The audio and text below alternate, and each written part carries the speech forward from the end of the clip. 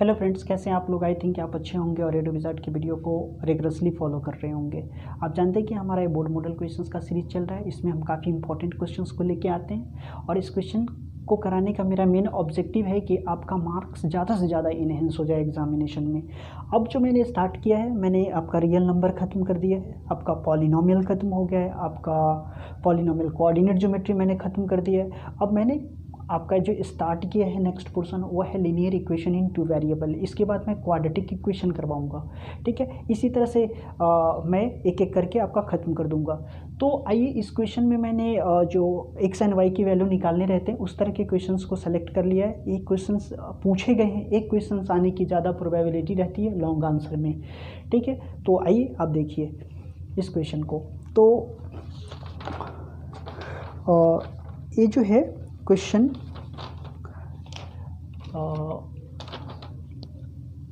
Question number 1, this is 1/2 into 2x plus 3y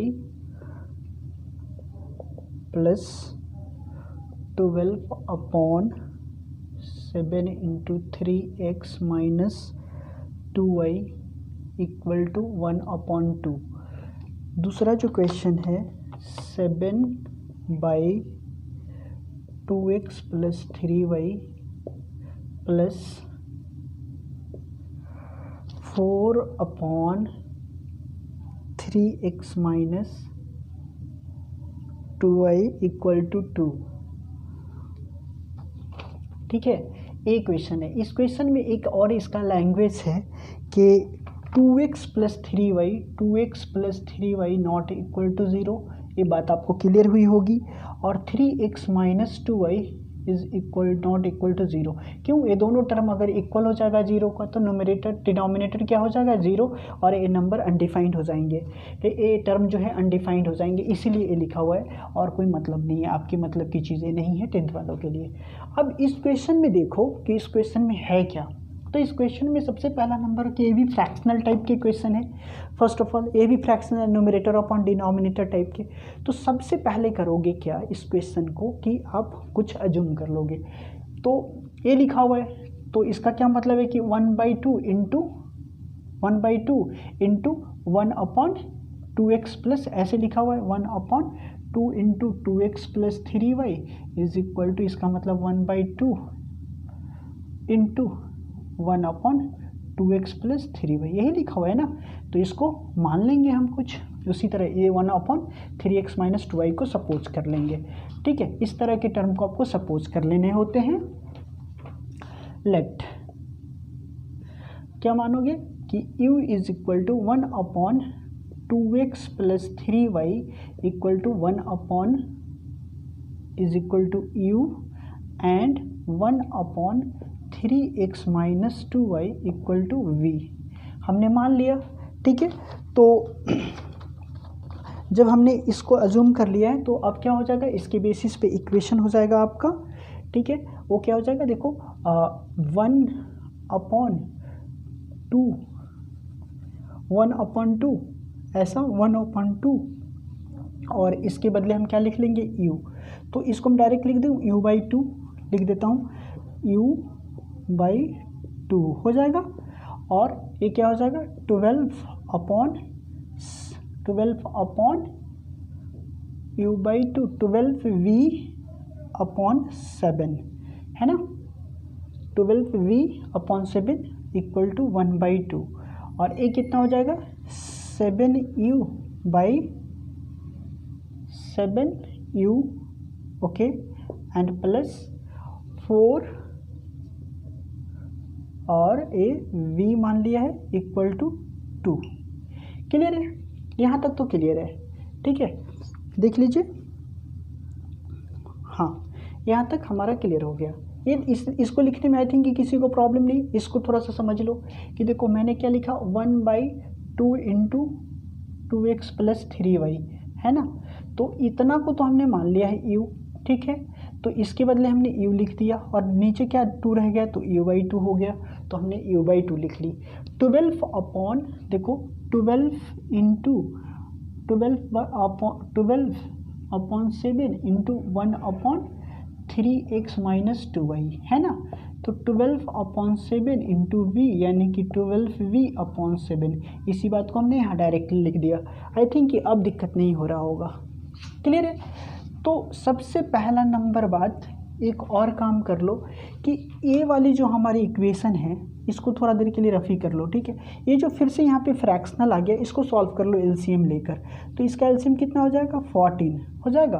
तो इसको जब हम 14 कर लिया तो क्या हो जाएगा, यहाँ पे देखो 7u और a 24v is equal to कितना हो जाएगा, 1/2, ठीक है। तो 7u plus 24v equal to 14 into 1/2 हो जाएगा। ये 14 यहाँ पे मल्टीप्लाई में हो जाएगा तो 7, यानी कि हमारा आ गया फाइनली कि 7u plus 24v equal to 7। ये हमारा पहला इक्वेशन बन गया, क्लियर है। अब हमारा फ्रैक्शन से मुक्ति मिल गया। दूसरा इसको लिख लो कि इसको क्या लिखोगे, देखो 7 और ए क्या है 7, और इसको हमने u मान लिया है तो 7u, इसको क्या मान लोगे प्लस 4v हो जाएगा इक्वल टू 2, इक्वेशन 2।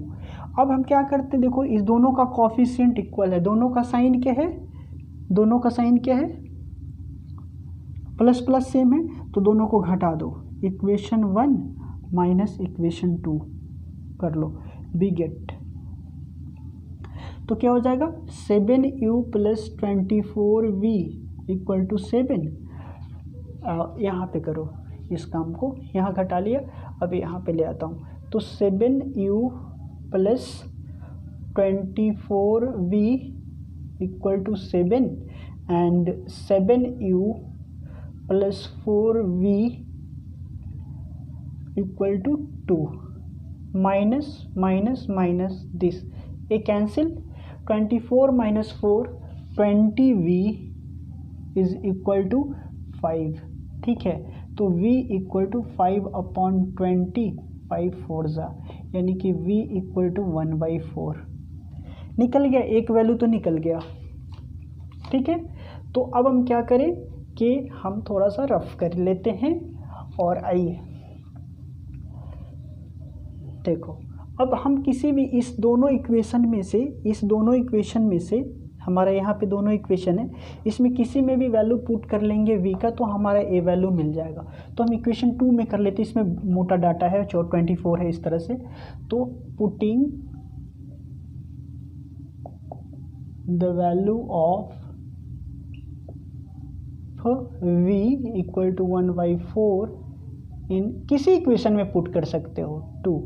तो क्या है हमारा, देखो 7u प्लस 4 इंटू वी की वैल्यू क्या है 1/4 इक्वल टू 2। तो 4 से 4 कैंसिल, तो 7u इज इक्वल टू 2, यहाँ क्या बचा 1 इक्वल टू 2। तो 7u इज इक्वल टू कितना बचेगा 2 माइनस 1, यानी कि 7u इक्वल टू हमारा बचेगा 1। तो u की वैल्यू हमारा आ जाएगा 1/7।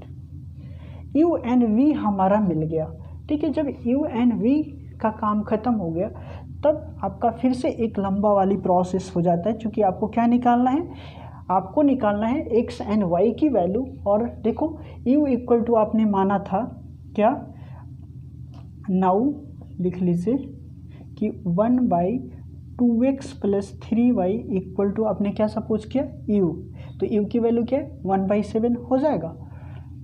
तो अब क्रॉस मल्टीप्लिकेशन करोगे तो क्या हो जाएगा 2x plus 3y equal to 7। अब ये आ गया x एंड y में सिंपल इक्वेशन है ना, इसको हम a मान लेते हैं और फिर से हम क्या कर लेंगे v।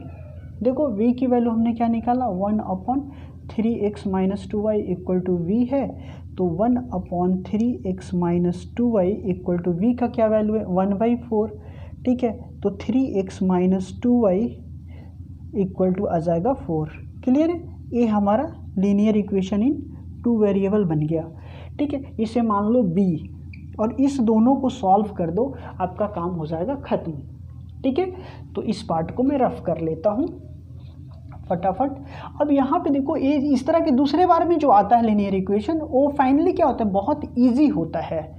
ठीक है, ये बहुत ईजी होता है। कैसे, देखो ए 2x + 3y और देखो 3x - 2y है ना। तो यहाँ पे पहले लिखो इसको, देयरफॉर हमारा क्या लीनियर इक्वेशन 2x + 3y = 7 और एक है 3x - 2y = क्या है 4। ठीक है, तो अब क्या करोगे, इसको हमें सॉल्व करना है। फिर से क्या करना होगा, हमारा x एंड y में आ गया है, इसके कॉफिशिएंट को सिर्फ कर दो एक दूसरे से मल्टीप्लाई, अब जो निकलेगा वो वैल्यू निकल आएगा। क्लियर है, 2 बार करना होता है फ्रैक्शनल वाले को। ठीक है, एलिमिनेशन से। तो क्या करोगे, देखो इसे इक्वेशन हमने a माना था और इक्वेशन b, तो लिख लो equation a into 3 minus equation b into 2 B get. तो देखो 6a इक्वेशन 1 में 3 से मल्टीप्लाई करेंगे, 6x + 3 3 = 9 y = 21 और यहाँ पे फिर 6x - 4y = 8। ठीक है, देखो तो a minus a plus a minus, तो a वाला कैंसिल हो जाएगा। ठीक है, तो 9 और 4 13y ऐड हो जाएगा, a वाला कैंसिल हो गया। 20 - 8 कितना होगा, 21 - 8 बता दो फटाफट, 13 है ना। तो y की वैल्यू हमें मिल गया 13/13 यानी कि 1, तो y निकल गया 1। किसी भी इस a और b में आप पुट कर दीजिए, तो लिख देंगे कि putting the value of y = 1। मैं नहीं लिख रहा, आप लिख देंगे। ठीक है, और मैं डायरेक्टली पुट कर दे रहा हूँ, 2x + y की वैल्यू 3 × 1 = 7, यहाँ इसको हमने ले लिया।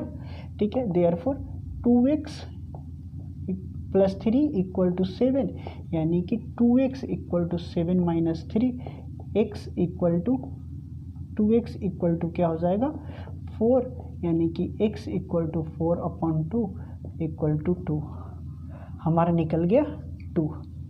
तो a निकल गया x की वैल्यू, a निकल गया y की वैल्यू। तो इस तरह के क्वेश्चंस थोड़े लंबे होते हैं, लीनियर इक्वेशन से जब हम निकालते हैं तो थोड़ा सा लंबा हो जाता है। सब्स्टिट्यूशन से निकालेंगे और क्रॉस मल्टीप्लिकेशन मेथड, जो इस बार सब्स्टिट्यूशन तो आ रहा है आपको लेकिन क्रॉस मल्टीप्लिकेशन जो है नहीं आ रहा, तो सब्स्टिट्यूशन से भी मैं करके दिखा दूंगा। लेकिन लीनियर इक्वेशन इनटू वेरिएबल जो एलिमिनेशन से सॉल्व करेंगे, तो ये ऐसे मेथड है जिसको थोड़ा लंबा तो होता है लेकिन कैलकुलेशन इजी हो जाता है और आपका क्वेश्चन सही बन जाता है। ठीक है, अगर उसी को फ्रैक्शनली एक ही बार में करने लगे कैंसिल, तो हो सकता है कि आपसे कैलकुलेशन में मिस्टेक हो जाए और वो ब्लंडर हो जाएगा फिर आपके लिए। आइए तो फिर हम दूसरा क्वेश्चन लेते हैं। ठीक है, इस तरह के क्वेश्चंस को देखने सबसे पहले हम इस क्वेश्चन को समझेंगे कि ये जो क्वेश्चन है, अब जो है इस तरह का, अभी तक हमें 2 3 4 5 इस तरह से कोफिशिएंट आ रहा था। अब जो आ रहा है वो क्या आ रहा है, a और b के रूप में, कांस्टेंट टर्म के रूप में जो आ रहा है a और b आ रहा है।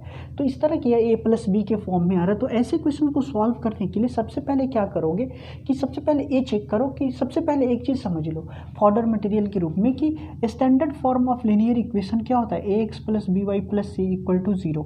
इस फॉर्म में होनी चाहिए, अगर इस फॉर्म में नहीं तो करने पड़ेंगे। तो देखो ये तो है कि ax हो गया, यहाँ ax का रोल क्या कर रहा है, a - b, b a + b यानी कि कांस्टेंट इंटू y, और a पूरा c का टर्म कर रहा है। तो ऊपर वाला जो फर्स्ट इक्वेशन है वो ax + by + c के फॉर्म में है, बट a नहीं है, इसको हमें करना पड़ेगा। ठीक है, तो सबसे पहले इक्वेशन 2 को थोड़ा सा सॉल्व करना पड़ेगा आपको। ठीक है, तो पहला लिख लो कि अगर हम इस दोनों को मल्टीप्लाई कर दे, ये हमारे इक्वेशन 2 है, इक्वेशन 1 है और इक्वेशन 2 है। ठीक है, तो इसको थोड़ा सा सॉल्व कर लो। तो फ्रॉम इक्वेशन 2 तो लिख लो a + b into ax x + y = a² + b²।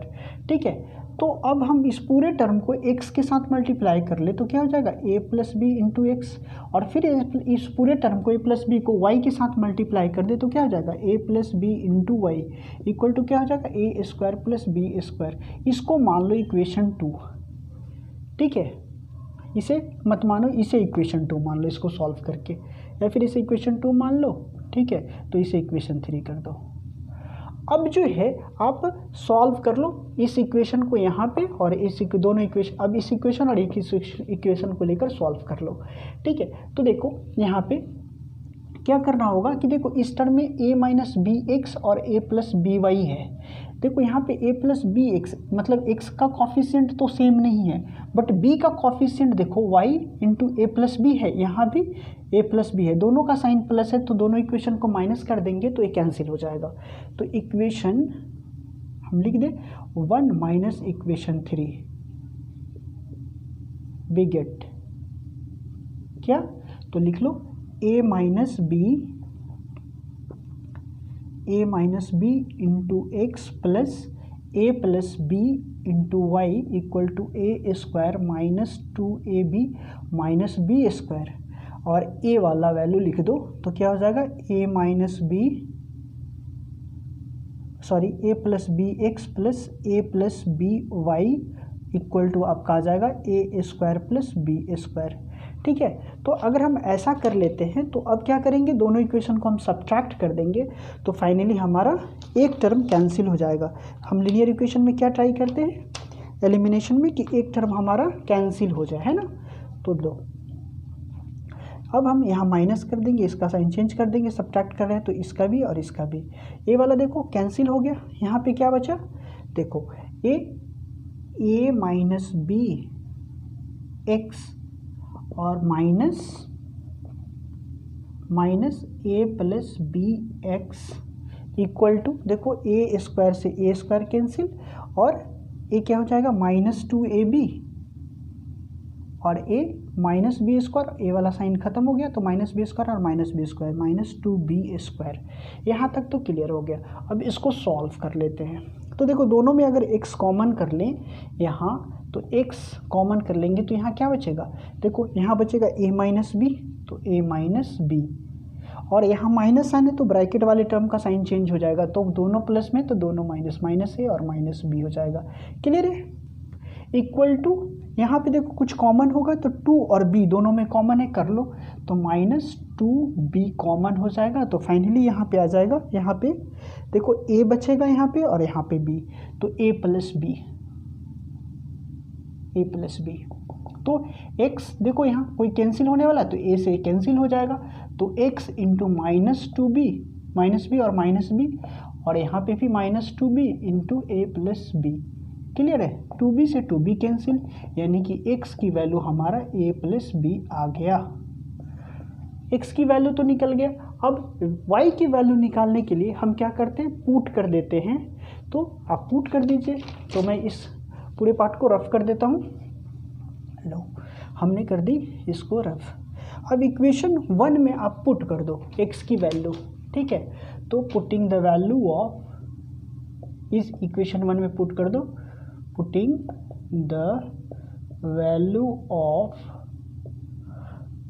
x equal to a plus b in equation 1, तो क्या हो जाएगा, देखो a माइनस बी है और x के जगह पे हम पुट कर दिया a प्लस बी, है ना, कर लिया भाई। फिर a plus B into Y, A वाला लिख दिया एज इट इज़, और a square minus 2ab plus minus B square. Clear है। तो देखो फाइनली क्या हो जाएगा, देखो a plus B into A minus B. आप आइडेंटिटी जानते हैं कि a square minus B square equal to होता है a plus B into A minus B, ये तो जानते हो। तो इसके जगह पे हम a लिख सकते हैं, तो इसके जगह पे a भी लिख सकते हैं, तो लिख लीजिए इसके जगह पे क्या लिख सकते हैं, a square minus B square. अगर किसी को दिक्कत होती है तो इसको मल्टीप्लाई कर लेगा, फिर भी कट के रिजल्ट यही आ जाएगा। तो a plus B into Y equal to क्या हो जाएगा, a square minus 2ab plus minus B square, ठीक है। तो अब देखो यहाँ पे क्या है, अब फाइनली जो हम करें कि इस दोनों टर्म को इस तरफ ले आते हैं, तो a plus B into Y equal to a square minus 2ab minus B square, और ये दोनों इधर आ जाएगा तो a हो जाएगा माइनस में और b हो जाएगा प्लस में। देखो a स्क्वायर से a square cancel, b square से b स्क्वायर कैंसिल, तो आपका फाइनल जो टर्म आ गया a plus B into Y equal to minus 2ab, यानी कि y की वैल्यू आ गया आपका minus 2ab upon a plus B.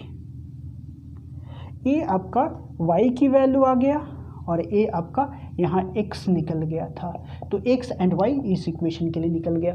इस क्वेश्चन को बार बार प्रैक्टिस कर लोगे, ठीक है, इस क्वेश्चन को बार बार प्रैक्टिस कर लोगे। इस तरह के क्वेश्चंस आए हैं और आने की मोर प्रोबेबिलिटी है, ठीक है, तो इस तरह के क्वेश्चंस आप प्रैक्टिस कर लेंगे। आप सैम्पल पेपर वगैरह सॉल्व कर रहे होंगे, प्रीवियस ईयर पेपर सॉल्व किए होंगे, तो आई थिंक आपको मिला भी होगा ये क्वेश्चन, ठीक है। तो इस तरह के क्वेश्चंस हमेशा लॉन्ग क्वेश्चंस में आते हैं लीनियर इक्वेशन से, तो आप इसका ख्याल रखेंगे और इसको बिल्कुल 1-2 बार प्रैक्टिस कर लेंगे, ताकि आपको इस तरह के क्वेश्चन में कैलकुलेशन बहुत होता है और आपको कैलकुलेशन फंसा देता है, ठीक है, लास्ट टाइम में, और आपसे नहीं बनता है क्वेश्चन। तो आप इस तरह के क्वेश्चन को 1-2 बार प्रैक्टिस कर लीजिए, आपसे बन जाएगा। और इस क्वेश्चन को नहीं बनने का मतलब है कि बहुत बुरा हो गया, पाप हो गया, मतलब समझ